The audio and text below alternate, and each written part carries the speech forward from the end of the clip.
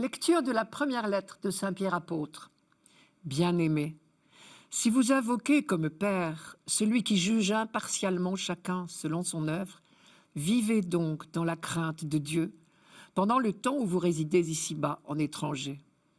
Vous le savez, ce n'est pas par des biens corruptibles, l'argent ou l'or, que vous avez été rachetés de la conduite superficielle héritée de vos pères, mais c'est par un sang précieux, celui d'un agneau sans défaut et sans tache, le Christ. Dès avant la fondation du monde, Dieu l'avait désigné d'avance et il l'a manifesté à la fin des temps à cause de vous. C'est bien par lui que vous croyez en Dieu qu'il a ressuscité d'entre les morts et qu'il lui a donné la gloire. Ainsi, vous mettez votre foi et votre espérance en Dieu. Les communautés auxquelles Pierre s'adresse sont toutes situées dans ce que nous appelons aujourd'hui la Turquie. Or, il dit à ses lecteurs, « Vous avez été rachetés de la conduite superficielle héritée de vos pères. » On en déduit que ces chrétiens de Turquie n'étaient pas d'origine juive. Pierre, juif lui-même, ne dirait pas une telle phrase à des juifs. Il sait trop bien quelle espérance traverse les Écritures et à quel point toute la vie de son peuple est tendue vers Dieu. Impossible de parler d'une conduite superficielle. Mais s'il s'agit de non-juifs, comme on le croit, la première chose qui saute aux yeux dans ce simple passage, c'est le nombre impressionnant d'allusions à la Bible. Par exemple, des expressions comme « le sang de l'agneau sans défaut et sans tache »,« le Père qui juge impartialement »,« la crainte de Dieu ». Si Pierre les emploie sans les expliquer, c'est que son auditoire les connaît. Et est-ce possible si ce sont des non-juifs ? Voilà l'hypothèse la plus probable.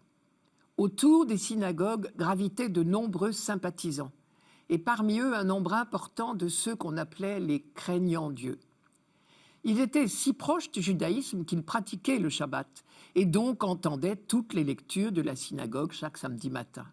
Par conséquent, ils connaissaient très bien les Écritures juives. Mais ils n'avaient jamais été jusqu'à demander la circoncision. On croit savoir que les premiers chrétiens se sont recrutés majoritairement parmi eux. Je reviens à deux formules de la lettre de Pierre qui peuvent nous heurter.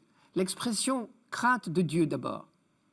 Elle a un sens tout particulier dans la Bible, précisément parce que Dieu s'est révélé à son peuple comme un père. Rappelez-vous la phrase du psaume 102, 103, « Comme la tendresse du Père pour ses fils, ainsi est la tendresse du Seigneur pour celui qui le craint. » La crainte de Dieu, ce n'est donc pas la peur, c'est une attitude filiale, faite de tendresse, de respect, de vénération et d'une confiance totale. Pierre le dit bien, « Vous invoquez Dieu comme votre Père, vivez donc dans la crainte de Dieu. » C'est logique. Vous l'invoquez comme votre Père, alors conduisez-vous en fils.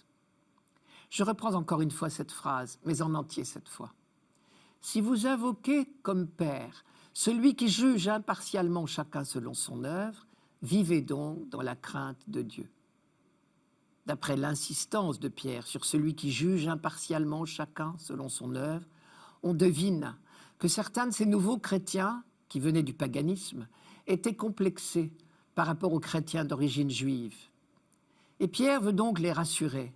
Il leur dit en substance, « Vous êtes fils tout comme les autres, conduisez-vous en fils tout simplement. » Deuxième formule qui risque de nous heurter.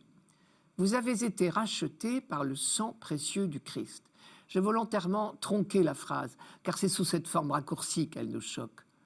Nous sommes tentés d'y voir un affreux marchandage, sans bien pouvoir dire d'ailleurs entre qui et qui. Si je prends au contraire la phrase de Pierre en entier, ce n'est pas par des biens corruptibles, l'argent ou l'or, que vous avez été rachetés de la conduite superficielle héritée de vos pères, mais c'est par un sang précieux, celui d'un agneau sans défaut et sans tache, le Christ. Je découvre deux choses. Premièrement, il ne s'agit pas de marchandage.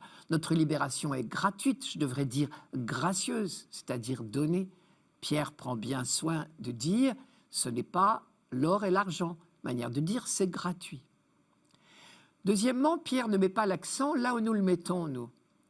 Le sang d'un agneau sans défaut et sans tache, C'est celui qu'on versait chaque année pour la Pâque et qui signait la libération d'Israël de tous les esclavages. Ce sang versé annonçait l'œuvre permanente de Dieu pour libérer son peuple. Et c'est donc, pour un lecteur averti de l'Ancien Testament, un rappel de fête, la fête de la liberté en quelque sorte, d'une liberté en marche vers la terre promise. Or, dit Pierre, la libération définitive est accomplie en Jésus-Christ. Désormais, vous êtes entrés dans une vie nouvelle. C'est encore mieux que la terre promise. Cette libération consiste précisément en ceci que vous invoquez Dieu comme Père. On comprend mieux alors la phrase « Vous avez été rachetés », c'est-à-dire libérés de la conduite superficielle héritée de vos pères. Superficielle, ici, veut dire qui ne mène à rien, par opposition à la vie éternelle. Désormais, parce que le Fils a vécu sa vie d'homme dans la confiance jusqu'au bout, c'est toute l'humanité qui a retrouvé le chemin de l'attitude filiale, qui a retrouvé le chemin de l'arbre de vie, pour reprendre l'image de la Genèse. Paul dirait « Vous êtes passés de l'attitude de peur, de méfiance, de l'esclave, à l'attitude de crainte filiale, l'attitude des fils. »